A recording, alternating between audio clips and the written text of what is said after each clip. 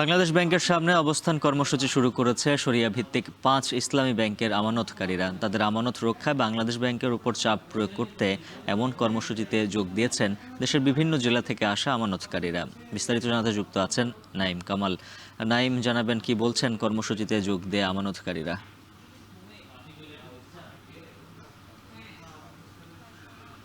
আছি বাংলাদেশ ব্যাংকের সামনে, যেখানে কিন্তু সারা দেশ থেকে যে আমানতকারী রয়েছেন এই সম্মিলিত ইসলামী ব্যাংক যেটি গঠন করা হয়েছে, তার আগে যে ৫ ইসলামী ব্যাংক ছিল সেই ইসলামী ব্যাংকগুলোর আমানতকারীরা তারা বলছেন যে মূলত তারা আজকে এখানে অবস্থান নিয়েছেন তাদের আমানতের যে অর্থ সেটি কিন্তু ফেরত পাওয়ার জন্য।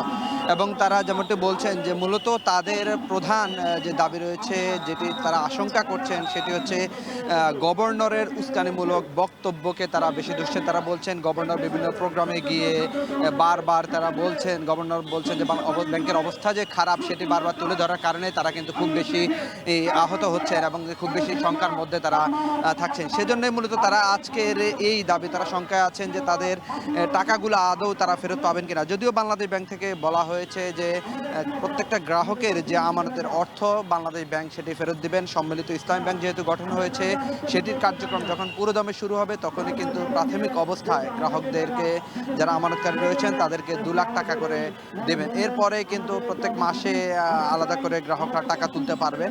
যদি এখন পর্যন্ত বাংলাদেশ ব্যাংকে যে ৩৫,০০০ কোটি টাকার যে মূলধন রয়েছে, সেটির মধ্যে সরকার কিন্তু পর্যন্ত ২০,০০০ কোটি টাকা পরিশোধ করেছে। যদিও পাশেই যেই সেনা কল্যাণ ট্রাস্টের যে ভবন রয়েছে, সেই ভবনেই কিন্তু কেন্দ্রীয় অফিস করা হয়েছে সম্মিলিত ইসলামী ব্যাংকের। সেটি এখনো পুরোদমে কার্যক্রম শুরু না হওয়ার কারণেই কিন্তু আমানতকারীদের অর্থ এখন পর্যন্ত ফেরত দিতে পারছেন না। আপনারা দেখতে পাচ্ছেন এখানে যারা অবস্থান করছেন, এই সংখ্যাটা মূলত হচ্ছে চট্টগ্রামবাসী যারা আছেন, চট্টগ্রামের যে আমানতকারীরা আছেন তারা, এবং বিভিন্ন জেলা থেকে কিন্তু আলাদা করে আসবেন। তারা বলছেন যে এখন যে চট্টগ্রামবাসী তারা আন্দোলন করছেন, আনুষ্ঠানিকভাবে পুরোদমে আন্দোলন শুরু হবে ঠিক সকাল ১১টা থেকে, যে কারণে মূলত হচ্ছে এখন এখানে লোক সমাগম কম হয়েছে বলে তাদের দাবি। জি, আমরা যদি আরেকটু আপনাদেরকে জানিয়ে রাখি, এখানে যারা উপস্থিত রয়েছেন প্রত্যেকেরই কিন্তু কারো ১০ লাখ, কারো ১২ লাখ, ১৫ লাখ, ২০ লাখ টাকা করে কিন্তু ব্যাংকে আমানত রয়েছে।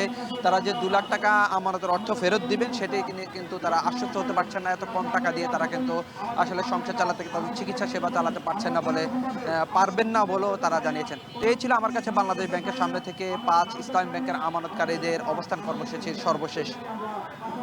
আমানতকারীদের অবস্থান কর্মসূচির খবর জানাচ্ছিলেন নাইম কামাল।